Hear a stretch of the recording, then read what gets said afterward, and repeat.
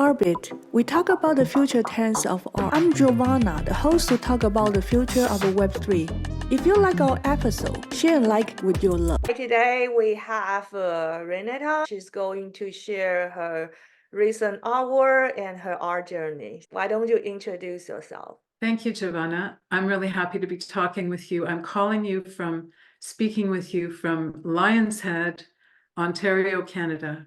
It's a very small village on the Bruce Peninsula, and it's an ideal spot to make art. We have lots of nature surrounding us. It changes daily, and it's very, very beautiful. Mostly I'm working on an iPad. I also treat my work with software on my desktop. But what I like about the iPad is the immediacy of using a stylus right on the screen.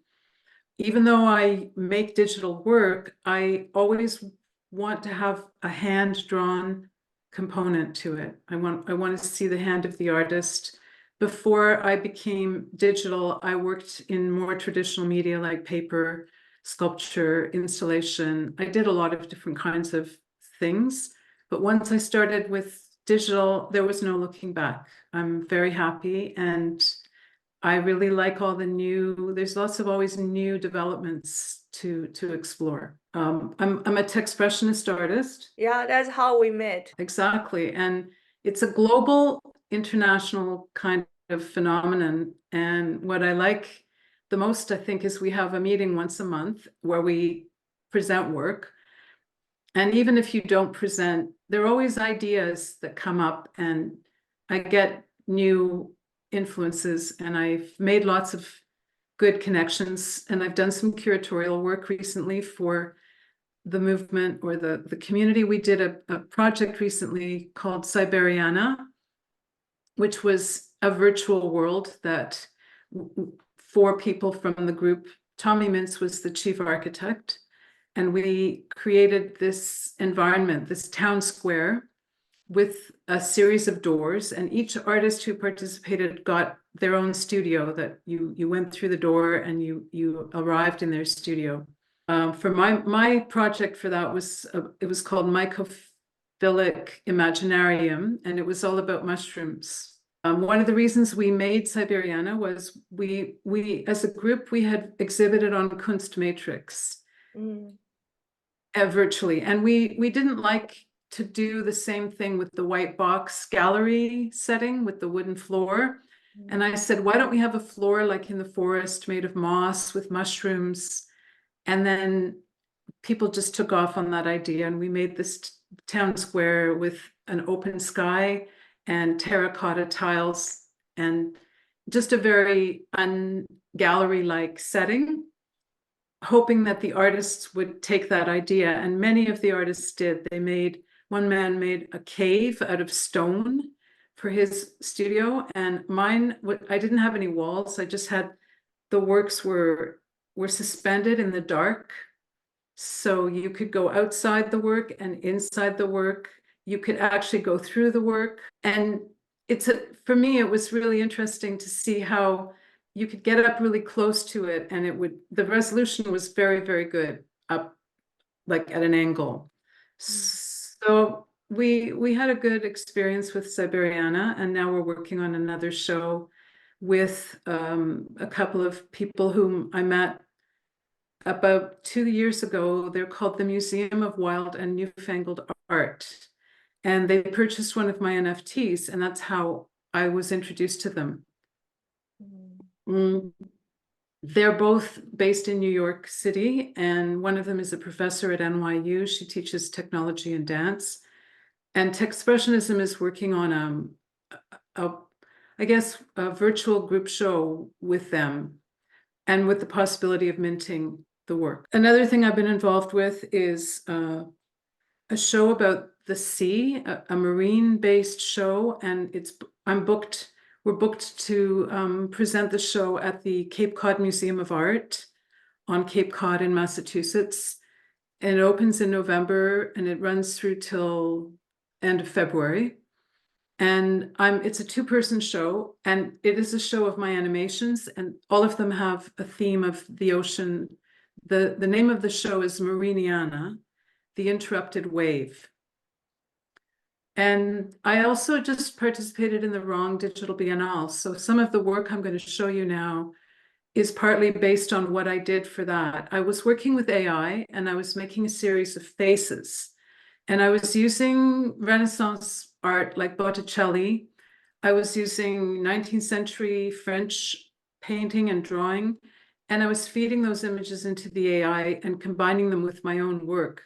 So I'll give you an example now. I'll just share my screen.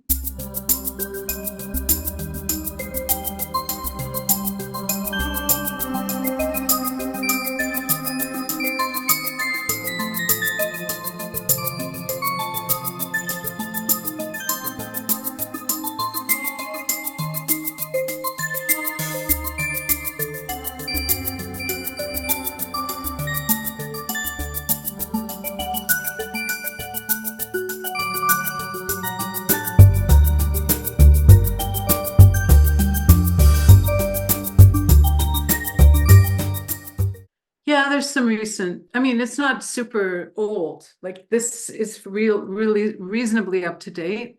Also, because my animations, they're all on Vimeo. So there's a direct link from here to all of my 50 plus animations. There are a few of them here on the website, but let's just talk about the stills. Okay, so yeah, this is from Siberiana. Nice. Because I wanted to have black everywhere. Floor, ceiling, walls were black, but then the work became more illuminated, and they're not realistic mushrooms. They're completely made up, not based on reality. But what I like about mushrooms is they have this quality of changing. People eat mushrooms, they alter their consciousness. When I was a child, we went mushroom picking in the forest, and my father knew how to choose the good ones, and we would get up early and take them back and to the cottage and clean them and fry them up in butter, and he would say they're better than steak. Yeah. So I'm I a know. mushroom. Some mushroom is really delicious. They are, aren't they? Yeah. So here's a piece with mushrooms also. This is from one of my brushes. I make custom brushes Yeah. to I use in remember. and lately, well, not lately, but ever since I was a child, I was completely in love with the Belgian graphic novelist Hergé, and his main character was Tintin. And I'm just wondering if I can zoom in on this somehow. I can't. How can I make it bigger? It's not possible on this. But if you look closely, you can see him there with his little dog, Snowy, and you can see the mushroom here. And it, continues down and goes off the canvas. So these shapes also that I make are very flexible. You can stretch them, you can bend them. And one of the things I really enjoy with making my own brushes and my own elements is it's a kind of form of collage. So I often start with a background from something that I've already made, or I take a photograph. In this case, it's actually a photograph. In the background, you can see a little bit here, flower. It's a flower in a vase that I took in my kitchen. So that's fairly recent, again, December or so. Let's see what else. This is from the Wrong Digital Art Biennale, which is every 2 years, and it's my third time being in it. And this year, the pavilion that I was in was called Je délire, which means in English, I rave. And for my project, I chose to make a series of faces and animate them. You can see all of my still works. You can see a lot of the animations on my Instagram because I tend to post the videos. They show fairly well on social media, and they show well on many platforms. but it's just really hard on Zoom to show video because there's a lot of lag, as you probably know. You actually you can send me afterward like Mm. a JPEG or small footage that when I do the editing that I can edit. Okay, I'll send you a short excerpt from one of Yeah, the. yeah. I did 4 pieces for the Biennale, and it led me to some other things. Like, so for here example is a painting using the face repeated with these fantastic looking kind of 3-dimensional, these brushes. I just found these brushes. This one in particular it's a new development that Adobe has improved their software. And you can see below that yellow line, you can see the brush with the ship on it. There's also a certain amount of opacity so that their layers, you can actually see through some of these brushes. They take on the colors of the background that's behind them. I really like detail. I really like to go into create kind of my own world. And I'm also very, very passionate and very, shall we say, good with color, in that I have no problem coming up with color relationships. It's always been something that I just do instinctively, and I don't have to think about it. It just kind of flows out of me. So I like, when I'm looking at this, I like the play of, the aquamarine and this kind of turquoise shape down here, and against all the browns and the beiges and the golds. They're just sort of there's a very nice like tension between this intensity here and this kind of soft color there. I like to use pastel colors a lot, I realize, because the nice thing about with digital painting is you can mix color just like you do when you're painting with oil or acrylic. Here's a piece that is part of, again, that same series. I'm just waiting for this to come into focus here.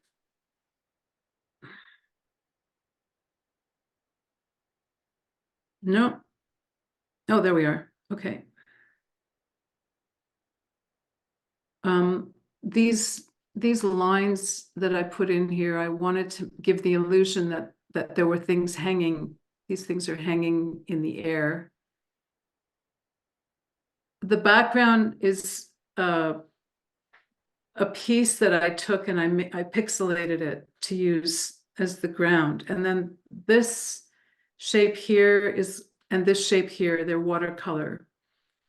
So like many painters, I'm trying to play with different planes, different spatial relationships. I want your eye to be drawn back as far as it can go, and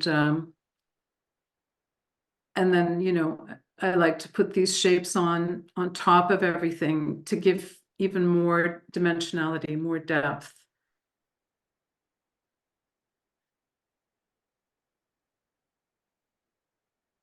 Okay, I'm going to pick one more. This is an interesting piece because it reminded me when I started working on it of a painting by the Belgian artist René Magritte. He was a surrealist painter. And he made a head of a woman, and he made her face out of the breasts of a woman were the eyes. And it was a very eerie, weird kind of painting. And if you look in this piece started symmetrically. So you have half of a woman's face here, and you have the other half on this side.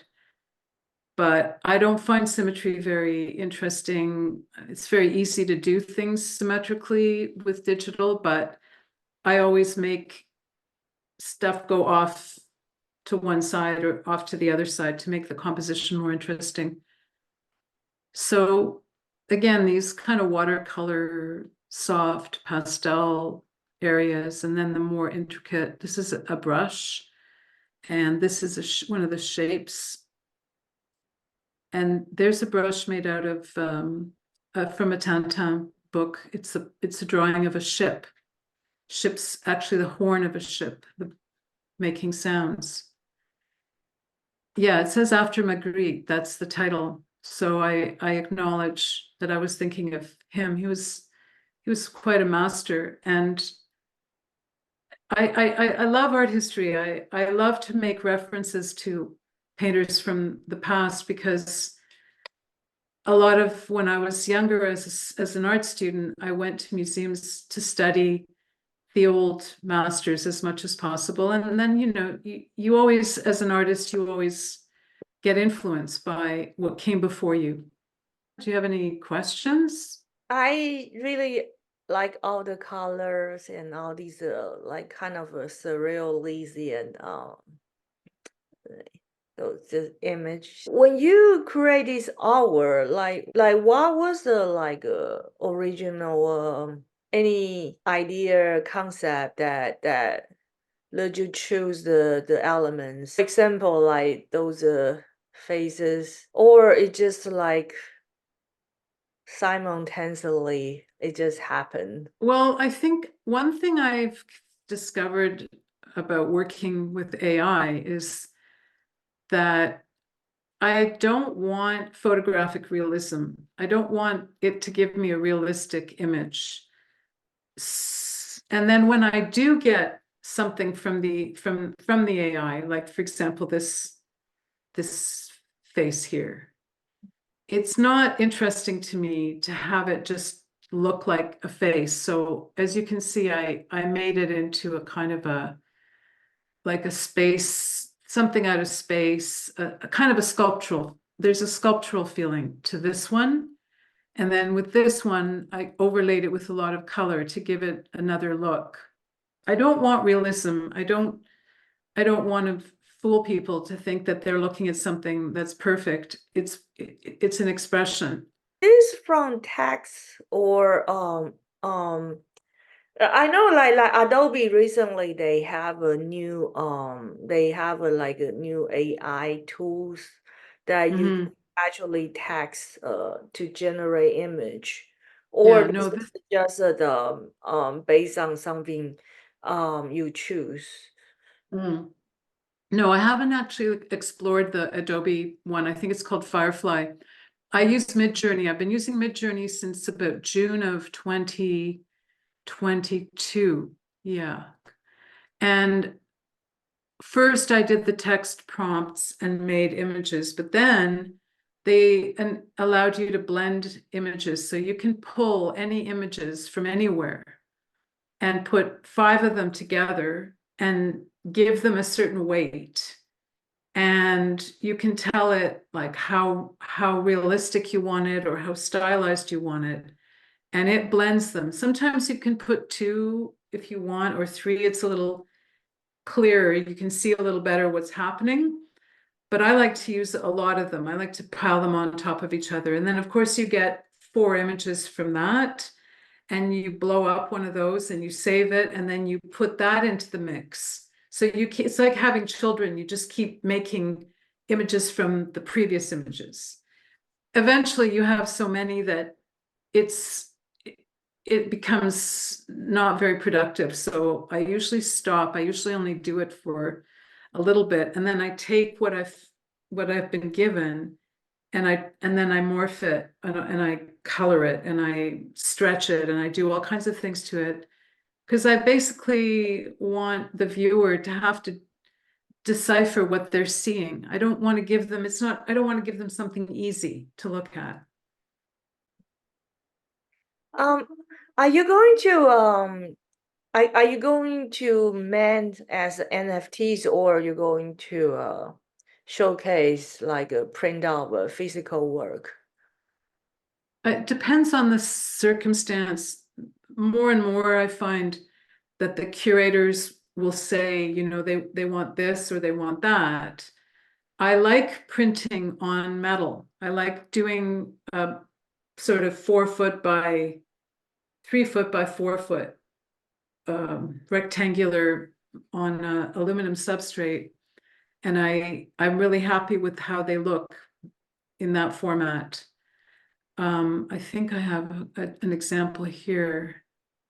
This piece here, the Imperial Air, this was the flagship or the poster for the Expressionism Digital and Beyond exhibition in Southampton.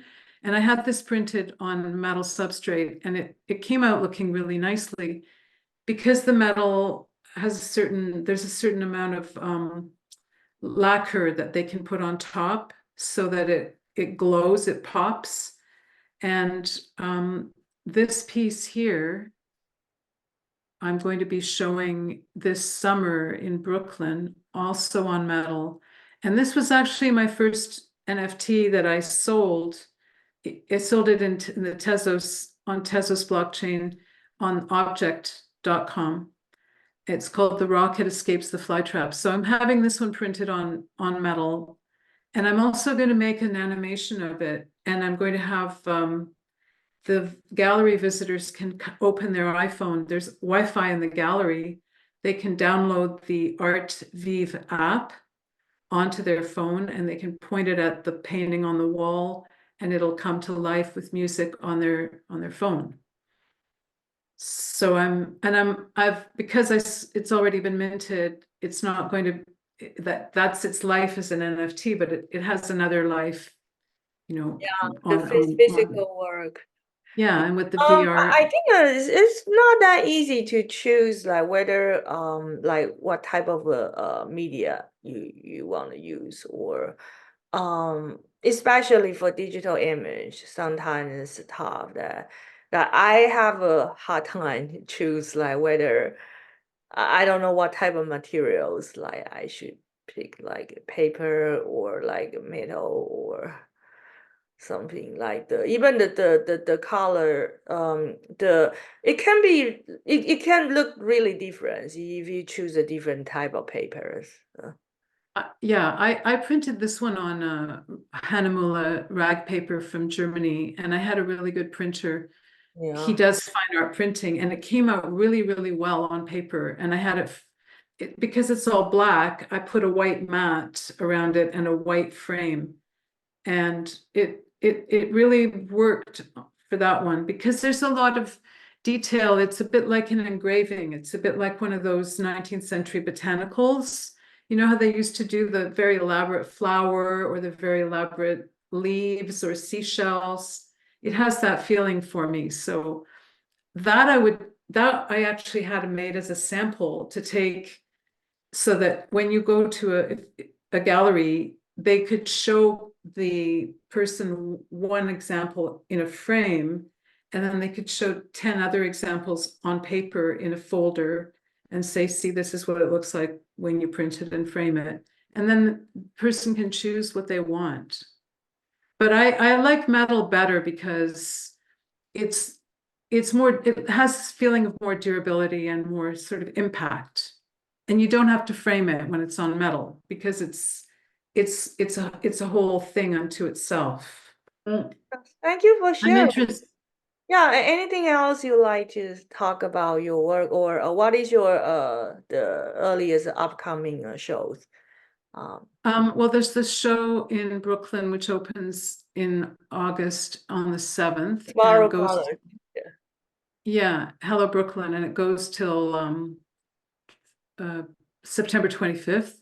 And then there's a show in Cape Cod that opens on November, just trying to see here the date, November 21st it opens, and it finishes on February the 9th. I do want to mint some more of my animations. I've got a fair number of pieces on object. I've got some pieces on foundation as well. And I also have a whole bunch of pieces on first dibs. So my animations and my still works both are available on all those 3 platforms. And I'm just watching what's going on with NFTs and trying to figure out what the next frontier is and how to best reach people with my works in that category. And then I'm in a show right now that's on a VR platform. It's called The Loop Art Critique, and the show is a mixture of still works and video works. I have a video piece in the show, and the resolution is extremely good. I'm really, really pleased with that platform, how well it works. And that's on for a few more months, I think until September. And that was curated by the Museum of Wild and Newfangled Art. And they're really interesting people. They have a really strong interest in helping artists to sell. They believe that artists should be paid for their work and paid well. And they also have a kind of overview on Web3, and they're really like philosophers of what's going on. And they've actually just sunsetted all of their social media platforms, and they're working more on just places like Object and Loop and other websites, rather than going through the traditional channels of, you know, Twitter, X, Facebook, etc. So they're interesting, and they'll be speaking at our salon on this coming Thursday.